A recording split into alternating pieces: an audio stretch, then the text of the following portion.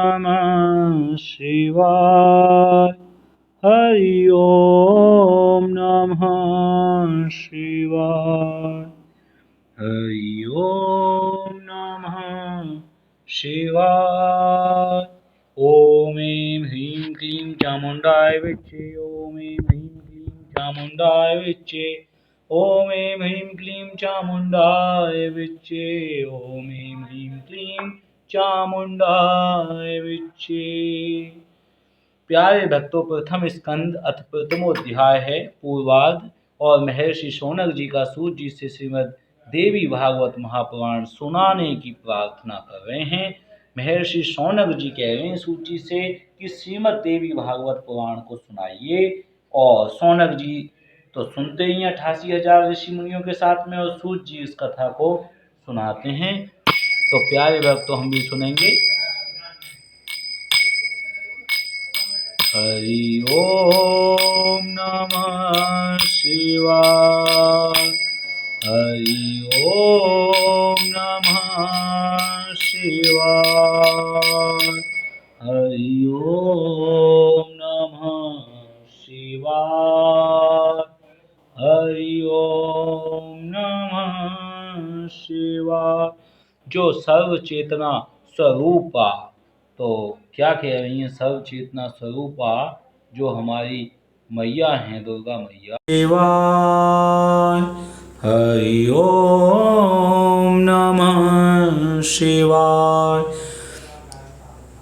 जो सर्व चेतना स्वरूपा आदि शक्ति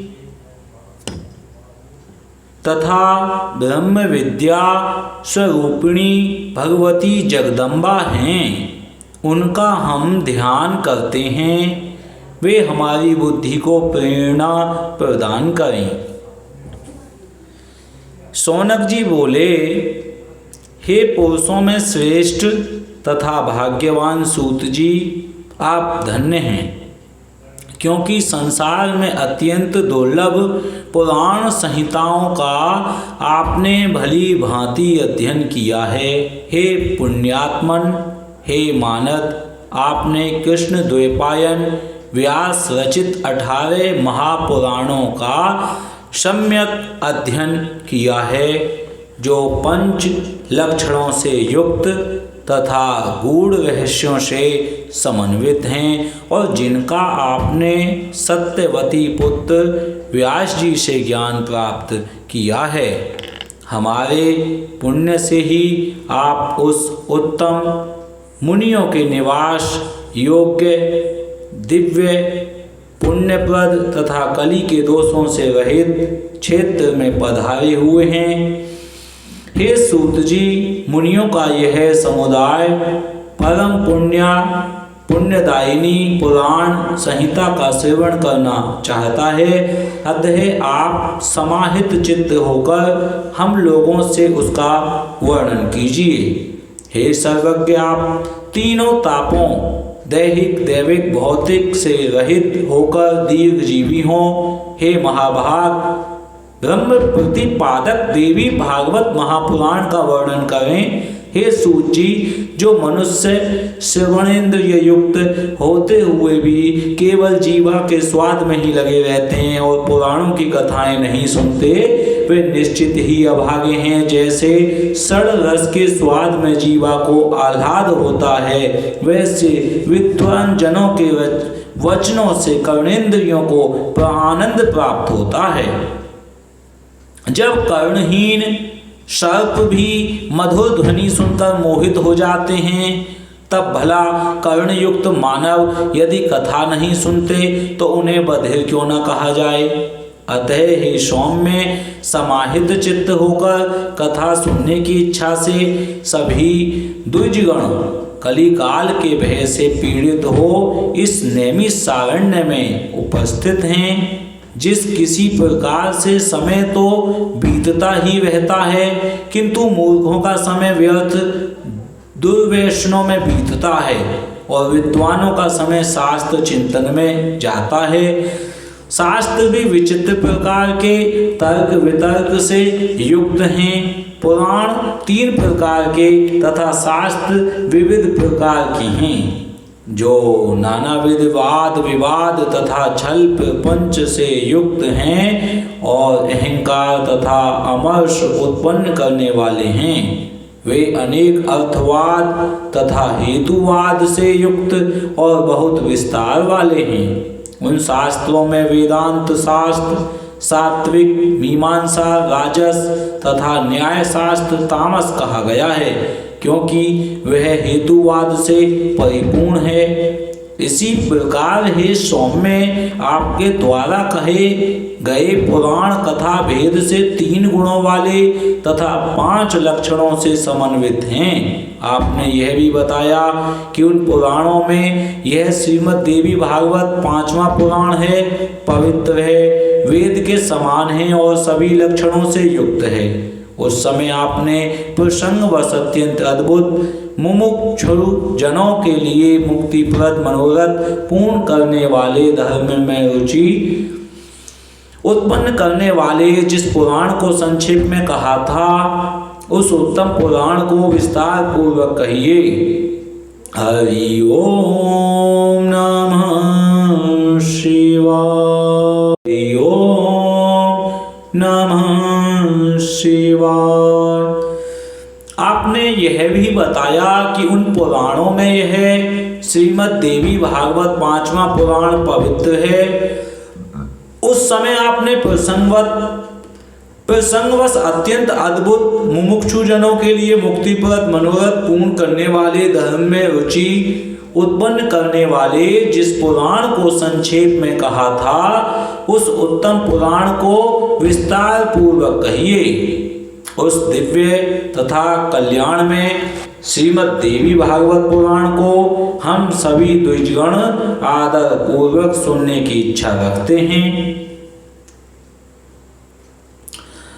उद्देश्य मात्रेण तदा कीर्तितं परम अद्भुतं मुक्तिप्रदं मुमुक्षूणां कामदं धर्मदं तथा विस्तरेण तदाख्याहि पुराणोत्तम आदरात् श्रोतु कामादुजाः सर्वे दिव्यं भागवतं शुभं त्वं तु जानासि धर्मज्ञ पौराणिं संहितां किल कृष्णोक्तां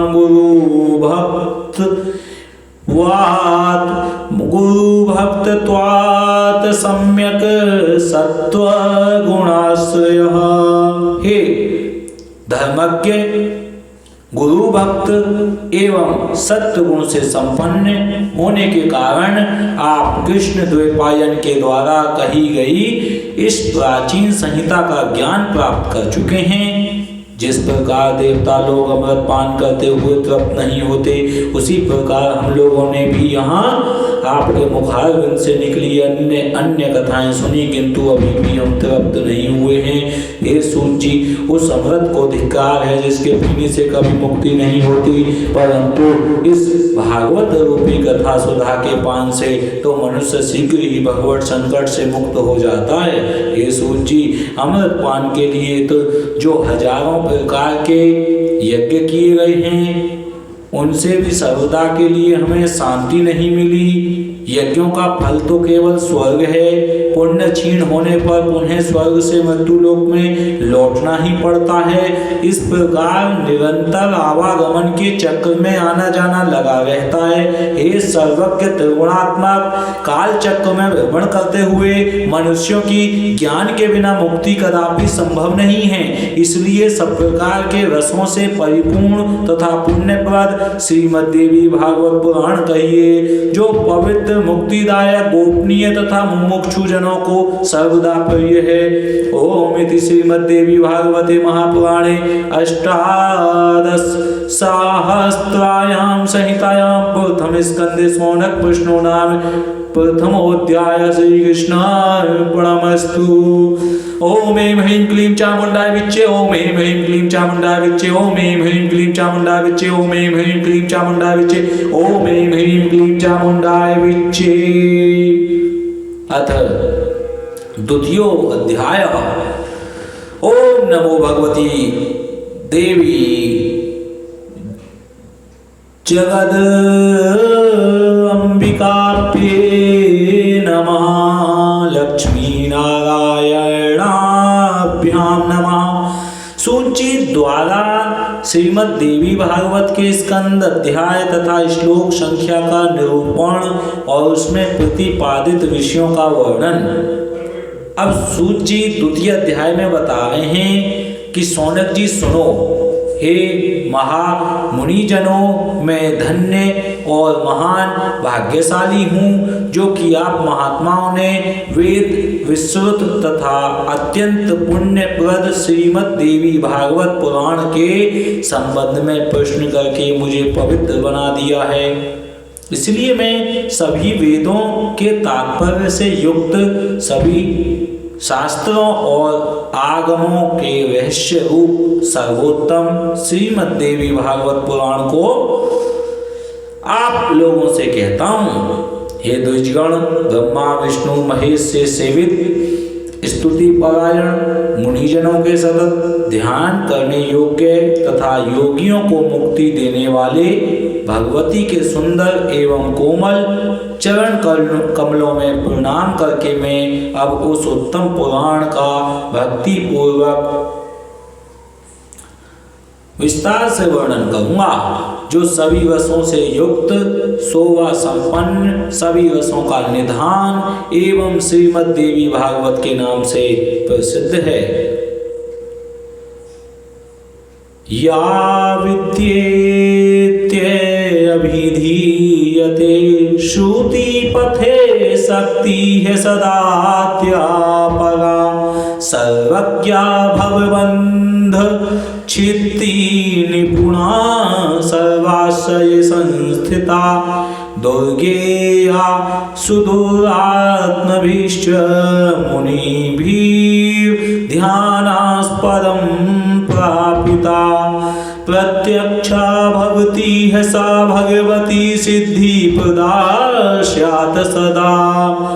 वैदिक मार्ग अनुसार जिसे विद्या कहते हैं, जो सर्वदा आदि शक्ति कही जाती हैं, जिन्हें योगी लोग पराशक्ति भी कहते हैं, जो सर्वज्ञ बंधन काटने में निपुण हैं तथा जो सबके हृदय देश में विराजती रहती हैं तथा दुरात्मा प्राणी जिन्हें नहीं जान सकते, मुनियों के ध्यान करने पर जो शीघ्र प्रत्यक्ष दर्शन देती हैं, वे भगवती सर्वदा सिद्धिदायिनी बनी रहें।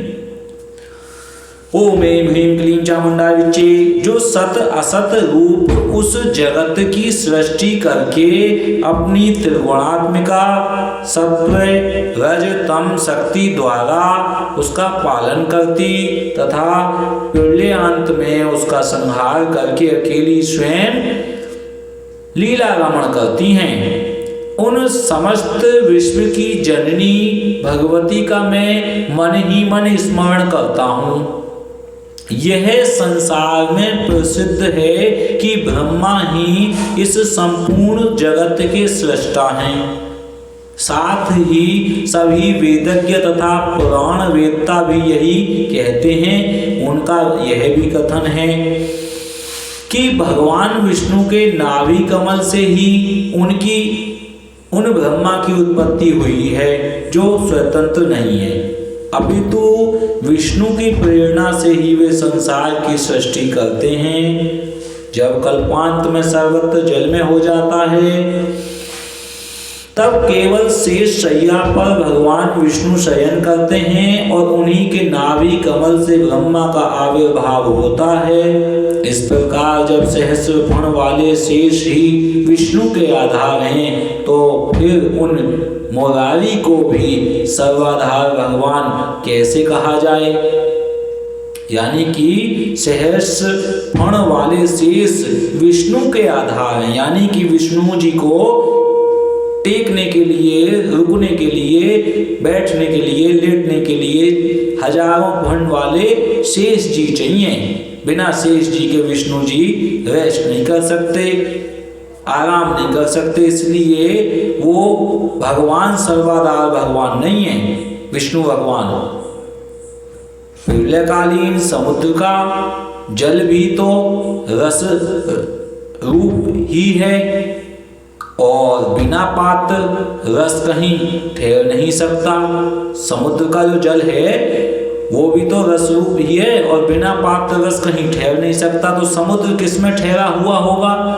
अतएव जो सभी प्राणियों में शक्ति रूप से विराजती रहती हैं, मैं उन संपूर्ण संसार की जननी आदि शक्ति भगवती की शरण ग्रहण करता हूँ और योग निद्रा में लीन भगवान विष्णु को देखकर उनके नाभि कमल पर विराजमान ब्रह्मा ने जिन देवी की स्तुति की थी, भगवान योग निद्रा में लीन रहते हैं विष्णु, उनको देखकर उनके नाभि कमल पर विराजमान ब्रह्मा जी किनको देख रहे हैं? योग निद्रा में लीन भगवान विष्णु को देख रहे हैं।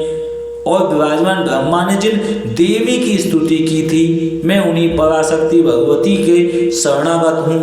हे मुनिजनों, उन्हीं निर्गुण तथा सगुण रूप वाली तथा मुक्तिदायिनी योग माया का ध्यान करके मैं यहाँ संपूर्ण देवी भागवत पुराण कह रहा हूँ। आप लोग सुनिए।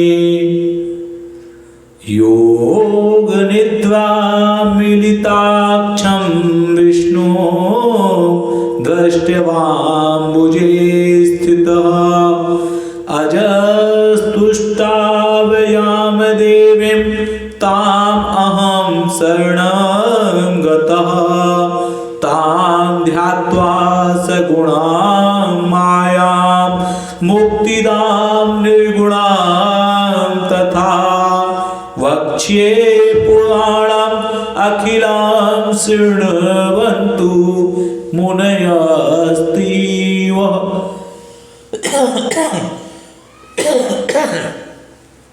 तो आप लोग श्रीमद् देवी भागवत पुराण सुनिए। पुराणम् उत्तमं पुण्यं श्रीमद्भागवताभिधम् अष्टादश सहस्राणि श्लोकास्तु संस्कृता। यह श्रीमद् देवी भागवत नामक पुराण अत्यंत पवित्र एवं उत्तम है। इसमें 18,000 सुंदर श्लोक हैं। देखिए, श्रीमद् भागवत महापुराण में भी 18,000 श्लोक हैं, श्रीमद् देवी भागवत महापुराण में भी 18,000 श्लोक हैं। ये श्रीमद् देवी जनक जननी देवी दुर्गा, अम्बा, अम्बालिका, चंडी, कालिका, इनके स्वरूप को वर्णन करती है। और श्रीमद् भागवत महापुराण श्री कृष्ण भगवान को प्रमुख बताती है। अब धीरे धीरे पुराणों में घुसने से आपको समझ में स्वयं आएगा, पूरी कथा जब आप सुन लेंगे। और 18,000 श्लोक दोनों में हैं, भागवत पुराण में भी, श्रीमद् देवी भागवत पुराण में भी, और दोनों में 12 स्कंद हैं। कृष्ण द्वैपायन, कृष्ण का ही दूसरा रूप है, कृष्ण के जैसा ही रंग है। द्वैपायन व्यास जी का, तो इनके द्वारा विरचित है। इनके व्यास जी के गुरु कौन है? नारद मुनि। लिखी किन्होंने हैं? श्री गणेश भगवान ने। इस श्रीमद् देवी भागवत पुराण में कल्याणकारी 12 स्कंद तथा कुल 318 अध्याय बताए गए हैं। उनमें प्रत्येक स्कंद में 20 अध्याय हैं। प्रथम स्कंद में 20 अध्याय हैं, द्वितीय में 12, तृतीय में 30 और चतुर्थ में 25 अध्याय। पंचम स्कंद में 35 अध्याय, षष्ठ में 31, सप्तम में 40, अष्टम में तत्व संख्या के बराबर अर्थात 24, नवम में 50 और दसम स्कंद में 13 अध्याय मुनि व्यास जी ने कहे हैं। इसी प्रकार हे मुनिगण, एकादश स्कंद में 24 और द्वादश स्कंद में 14 अध्याय बताए गए हैं। टोटल 318 अध्याय हैं। इस प्रकार महात्मा व्यास जी ने इस महापुराण में अध्यायों की संख्या बताई है। इसमें श्लोकों की संख्या 18,000 है। सर्ग, प्रतिसर्ग, वंश, वर्णन, मनवंतर तथा वंशा अनुचरित। इस प्रकार पुराणों के ये 5 लक्षण हैं जो कल्याणमयी भगवती नित्या निर्गुणा व्यापक रूप से सृष्टि में स्थित रहने वाली विकार रहित योग माया सबकी आधार रूपा तथा तुरीय अवस्था में प्रतिष्ठित हैं। उन्हीं की सात्विकी, राजसी और तामसी शक्तियां हैं। महासरस्वती, महालक्ष्मी तथा महाकाली नामक देवियों के रूप में प्रकट होती हैं। उन्हीं तीनों शक्तियों का सृष्टि के लिए शरीर धारण करना ही शास्त्र के विद्वानों के द्वारा सर्ग कहा गया है। तदनंतर जगत के सृजन, पालन तथा संहार के लिए ब्रह्मा, विष्णु और महेश की उत्पत्ति कही गई है और उसे ही प्रतिसर्ग बताया गया है। चंद्रवंशी, सूर्यवंशी राजाओं के वंशवर्णन तथा हिरण्यकशिपु आदि दैत्यों के वंश कथन को वंश कहा गया है। इसी प्रकार स्वयंभू आदि 14 मनुओं का वर्णन एवं उनके समय विभाग मनवंतर कहलाते हैं। उन मनुओं के वंश का क्रमशः वर्णन करना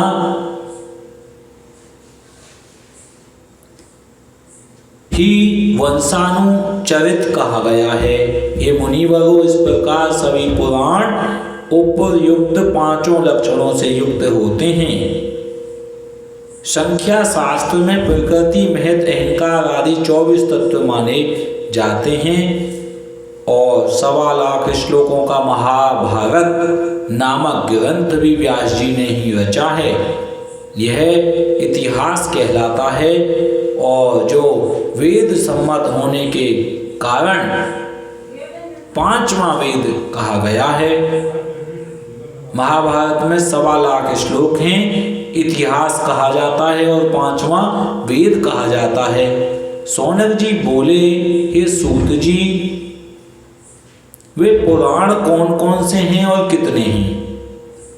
हम लोगों को सुनने की उत्कट इच्छा है और आप सर्वज्ञ हैं, अतः विस्तार से बताइए। कली काल से भयभीत हम ब्राह्मण नैमिष सारण्य में ही रहते हैं। ब्रह्मा जी ने मनोमय चक्र हमें देकर यह आदेश दिया था कि इसी चक्र के पीछे पीछे आप लोग जाएं। जहां इस चक्र की नेमी शीर्ण हो जाए वह देश परम पवित्र कहा गया है। वहां कभी कलयुग का प्रवेश नहीं होगा। आप लोग वहां तब तक रहें जब तक पुनः सतयुग न आ जाए। उनका यह वचन सुनकर तथा उनकी बातों को हृदय में रखकर हम लोग सब देशों के दर्शनार्थ उस मनोमय चक्र के पीछे पीछे तत्काल चल दिए। चलते चलते इसी स्थान पर पहुंचकर उस चक्र की नेमी हम लोगों को देखते देखते क्षीण हो गई। तभी से यह स्थान परम पवित्र नैमिष क्षेत्र के नाम से प्रसिद्ध हुआ। यहाँ कभी कली का प्रवेश नहीं होता, इसलिए मैंने अनेक ऋषि मुनियों, सिद्धगणों एवं कली से भयभीत महात्माओं के साथ यहाँ अपना निवास बना लिया है। हम लोगों ने यहाँ पर चरु, पुरोडास आदि द्वारा अनेक पशुवध विहीन यज्ञ किए हैं। यानी कि पशुवध विहीन, यहाँ पे पशु का वध नहीं किया जाता, ऐसे यज्ञ हमने यहाँ पर किए हैं। जब तक सत्य युग न आ जाए तब तक हम लोगों का यहीं रहने का दृढ़ निश्चय है। और हे सूत जी, आप निश्चित रूप से हम लोगों के सौभाग्य से ही यहाँ आ पहुँचे हैं, इसलिए आप इस ब्रह्म सम्मत पावन पुराण की कथा कहिए। हे सूत जी, हम लोगों को सुनने की उत्कट इच्छा है और आप जैसे बुद्धिमान वक्ता भी प्राप्त हैं। हम लोग भी अपनी सभी कार्य त्याग कर चित्त एकाग्र करके यहाँ स्थित हैं। अतः हे सूत जी, आप चिरंजीवी हों तथा तीनों प्रकार के तापों दैहिक, दैविक, भौतिक, दैहिक, दैविक, भौतिक तापा राम राज्य काहू नहीं व्या भव दीर्घे आयुस्ताप त्वे विवर्जितः कथयात्ये पुराणमिहि पुण्यं भागवतं शिवम् यत्र धर्मार्थकामानां वर्णनं विधिपूर्वकं विद्यां प्राप्य तया मोक्षः कथितो मुनिना किल। और हम लोगों को परम पवित्र तथा कल्याणकारी श्रीमद् देवी भागवत पुराण सुनाइए, जिसमें धर्म, अर्थ और काम का विधिवत वर्णन किया गया है। महर्षि व्यास ने भी बताया है कि इसके द्वारा ज्ञान प्राप्त करके उन्हें उससे मुक्ति मिलती है। हे सूत जी, महर्षि वेद व्यास ने जिस पवित्र पुराण को कहा है उसके मनोहर तथा कथा चरित्रों को सुनने से हमारी कभी तृप्ति नहीं होगी। सभी गुणों का एकमात्र स्थान परम पवित्र समस्त संसार की जननी भगवती के लीला नाट्य के समान विचित्र तथा पाप समूहों का नाश करने वाले तथा सब प्रकार की अभिलाषाओं को पूर्ण करने वाले तथा भगवती के नाम से समन्वित श्रीमद् देवी भागवत महापुराण को प्रकट कीजिए। सकल गुण गणानां एक पात्रं पवित्रं अखिल भुवन मातुर्नाट्य वद यद विचित्रं निखिल मलगणानां नासकृत कामकन्दं प्रकट्य भगवत्या नाम युक्तं पुराणम्। ओम ऐं ह्रीं क्लीं चामुण्डाय विच्चे इति श्रीमद्देवी भागवते महापुराणे अष्टादशसहस्र्यां संहितायां प्रथमे स्कन्धे ग्रंथ संख्या विषय वर्णनम नाम द्वितीयोऽध्यायः। तो प्यारे भक्तों, ये प्रथम स्कंद का द्वितीय अध्याय पूर्ण हुआ और इसमें आपने ग्रंथ जो हमारा श्रीमद् देवी भागवत महापुराण है उसके विषय में जो संख्याएं हैं, विषय क्या क्या हैं, उनका वर्णन आपने इसमें सुना। और ये पुराण अष्टादश यानी 18 पुराणों में ये जो है बहुत ही महापुराण हैं। ओम ऐं ह्रीं क्लीं चामुण्डाय विच्चे ओम ऐं ह्रीं क्लीं चामुण्डाय विच्चे ओम ऐं ह्रीं क्लीं चामुण्डाय विच्चे ओम ऐं ह्रीं क्लीं चामुण्डाय विच्चे ओम ऐं ह्रीं क्लीं चामुण्डाय विच्चे ओम ऐं ह्रीं क्लीं चामुण्डाय विच्चे ओम ऐं ह्रीं क्लीं चामुण्डाय विच्चे ओम ऐं ह्रीं क्लीं चामुण्डाय विच्चे। हरि ओम नमः शिवाय। हरि ओम नमः शिवाय। हरि ओम नमः शिवाय। हरि ओम नमः शिवाय।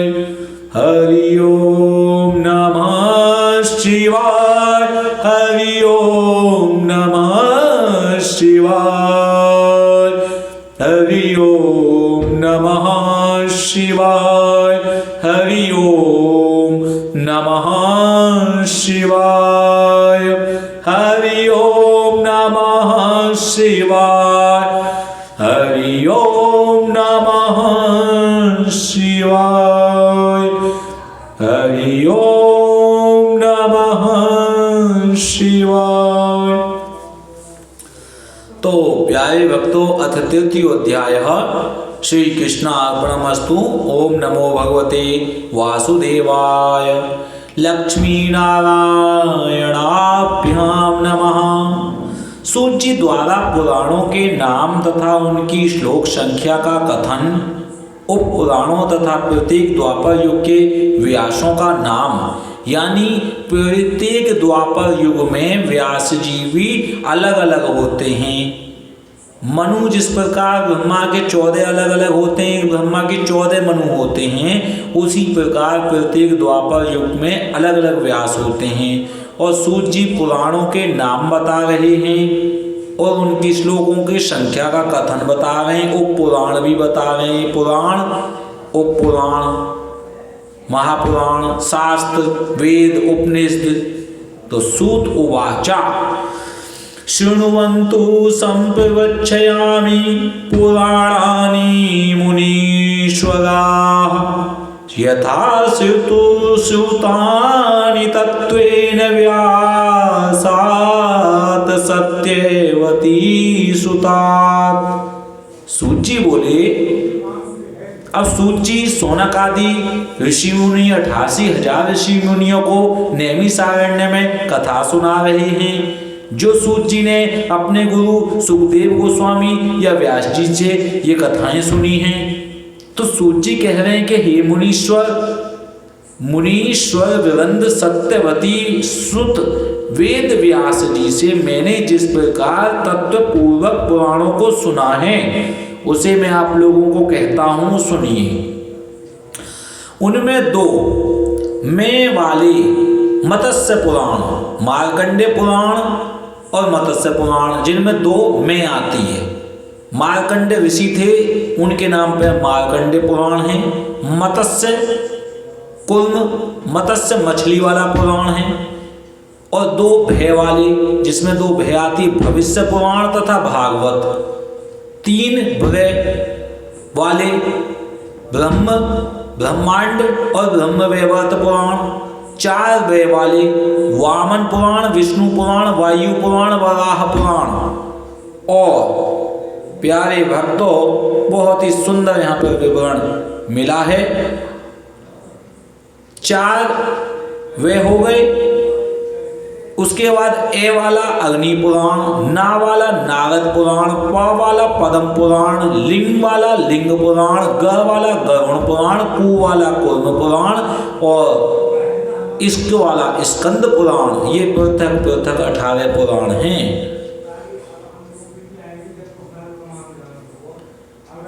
मधवयं भदवयं चैव वृत्रयं वचतुष्टयम् अनापलिंगकूशकानि पुराणानि पृथक पृथक।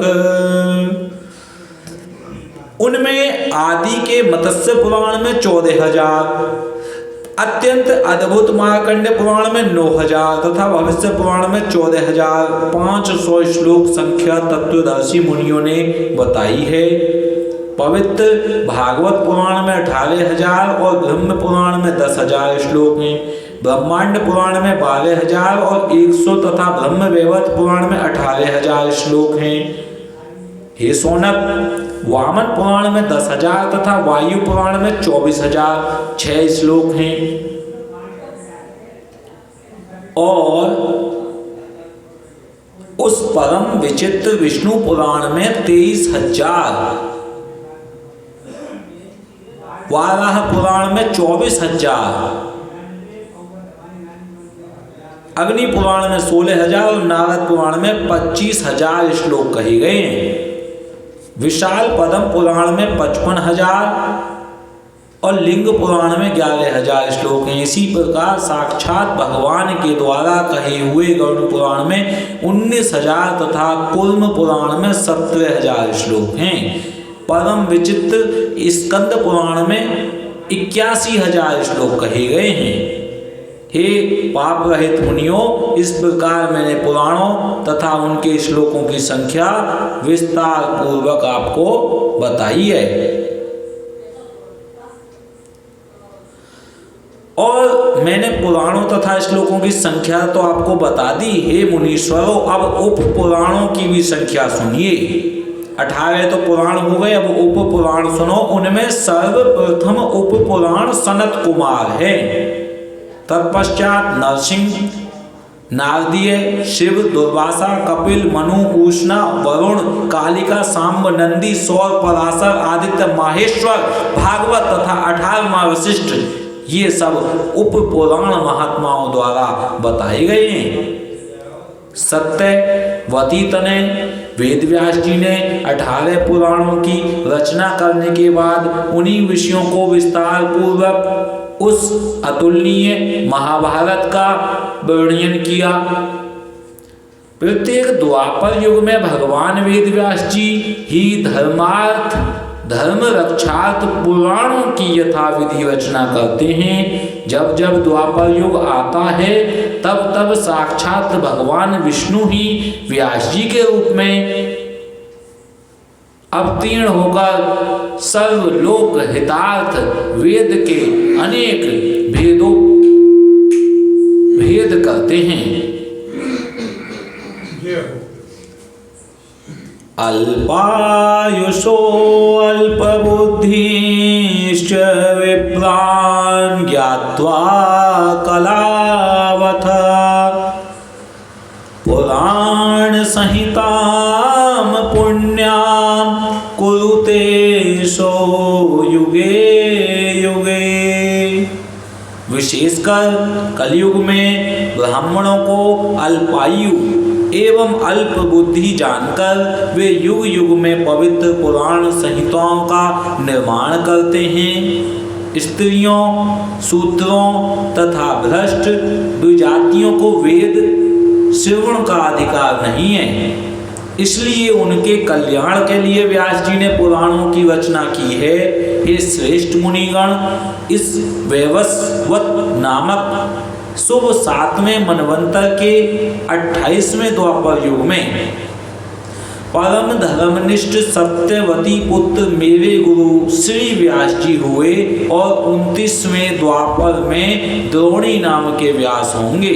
इसके पूर्व भी 27 व्यास हो चुके हैं, जिन्होंने प्रत्येक युग में अनेक पुराण संहिताएं रची हैं। ऋषियों ने कहा, हे महाभाग सूत जी, अब आप पूर्व काल में प्रत्येक द्वापर युग में अवतीर्ण हुए पुराण वक्ता व्यासों की कथा कहिए। सूत जी बोले, सृष्टि के बाद सर्वप्रथम द्वापर युग में स्वयं ब्रह्मा जी ने ही व्यास के रूप में प्रकट होकर वेदों का विभाजन किया। दूसरे द्वापर में प्रजापति व्यास बने, तीसरे द्वापर में शुक्राचार्य व्यास बने, चौथे द्वापर में बृहस्पति, 5वें में सूर्य तथा 6ठे में यमराज ही साक्षात व्यास बने थे। 7वें द्वापर में इंद्र, 8वें में वशिष्ठ मुनि, 9वें में सारस्वत और 10वें द्वापर में त्रिधामाजी व्यास हुए। 11वें में त्रिव्रस, 12वें में भरद्वाज मुनि, 13वें में अंतरिक्ष और 14वें द्वापर में धर्मराज स्वयं व्यास बने। 15वें द्वापर में त्रिय अरुणि, 16वें में धनंजय, 17वें में मेधातिथि तथा 18वें द्वापर में व्रतमुनि व्यास हुए। 19वें में अत्रि, 20वें में गौतम और 21वें द्वापर में हर्य आत्मा उत्तम नामक व्यास कहे गए हैं। 22वें में वाजश्रवा वेन, 23वें में आमुष्यायण सोम, 24वें में तृणबिंदु तथा 25वें द्वापर में भार्गव व्यास हुए। 26वें में शक्ति, 27वें में जातुकर्ण्य और 28वें द्वापर में कृष्ण द्वैपायन जी व्यास हुए। जो प्यारे भक्तों, इस बार युग चल रहा है, ये 28वां आपका अष्टाविंशतितमे 28वां कलयुग चल रहा है। 28वां द्वापर बीत चुका है। हर ब्रह्मा के 14 मनु हैं और एक मनु के 71-72 मनवंतर हैं। उन मनवंतरों में चतुर्युग आते हैं बार बार, तो ये 28वें द्वापर यानी 28 बार चतुर्युग बीत चुका है अब तक एक मनु का। और इस समय 7वां मनु की आयु चल रही है। इस प्रकार 28 व्यासों के नाम जैसा मैंने सुना था वैसा बता दिया। इन्हीं कृष्ण द्वैपायन व्यास जी के द्वारा कहे गए श्रीमद् देवी भागवत पुराण को मैंने सुना था, जो पुण्यप्रद, सब प्रकार के दुखों का नाश करने वाला, सब प्रकार के मनोरथ पूर्ण करने वाला, मोक्षदाता, वैदिक भावों से ओतप्रोत तथा सभी आगमों के रसों से परिपूर्ण, अत्यंत मनोहर एवं मुमुक्षु जनों को सदा प्रिय लगने वाला है। जिस अत्यंत पवित्र पुराण को रचकर व्यास जी ने अरुणि के गर्भ से उत्पन्न विद्वान महात्मा एवं विरक्त अपने पुत्र सुखदेव जी को पढ़ाया था।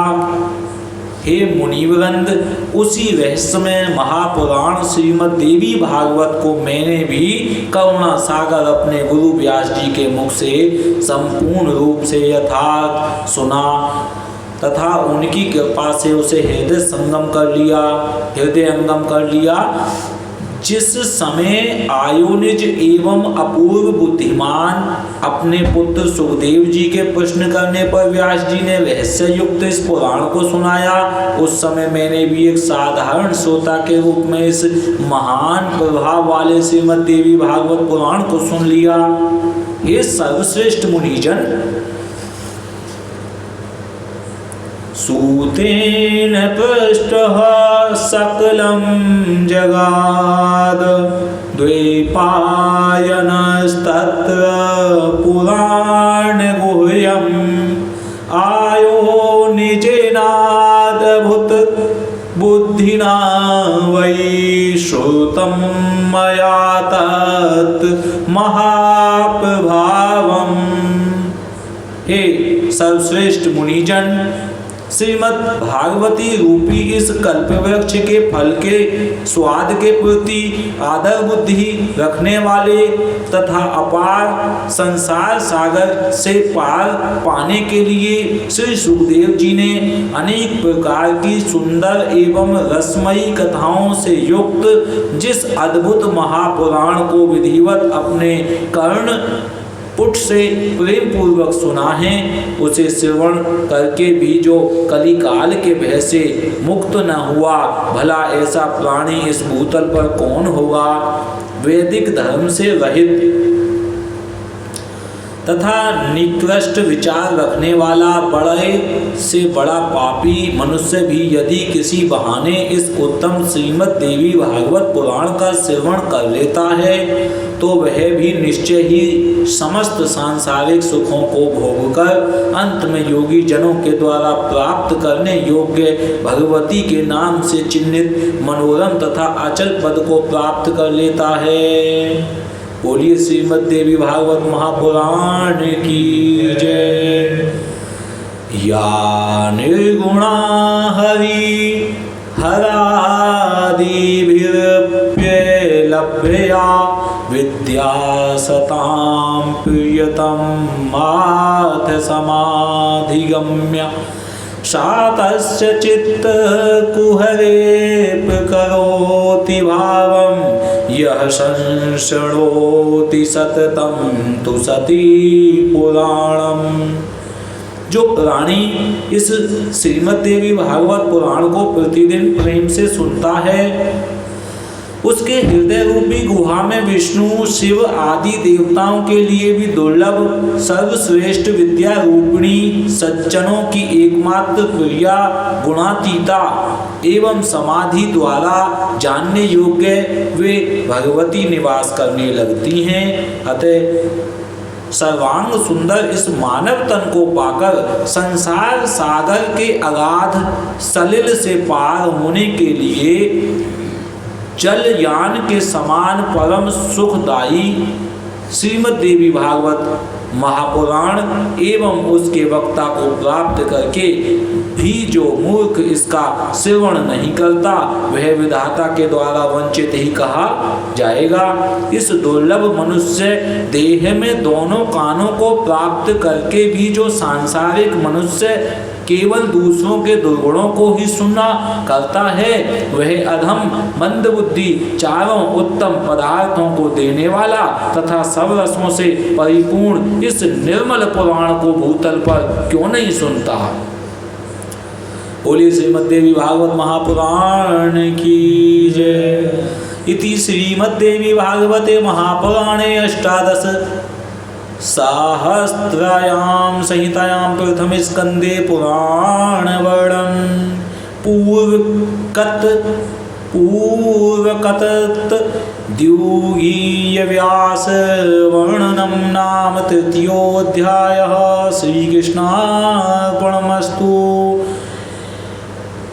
ओम ऐं ह्रीं क्लीं चामुंडा विच्चे ओम ऐं ह्रीं क्लीं चामुंडा विच्चे ओम ऐं ह्रीं क्लीं चामुंडा विच्चे ओम ऐं ह्रीं क्लीं चामुंडा विच्चे ओम ऐं ह्रीं क्लीं चामुंडा विच्चे। हरि ओम नमः शिवाय। हरि ओम नमः शिवाय।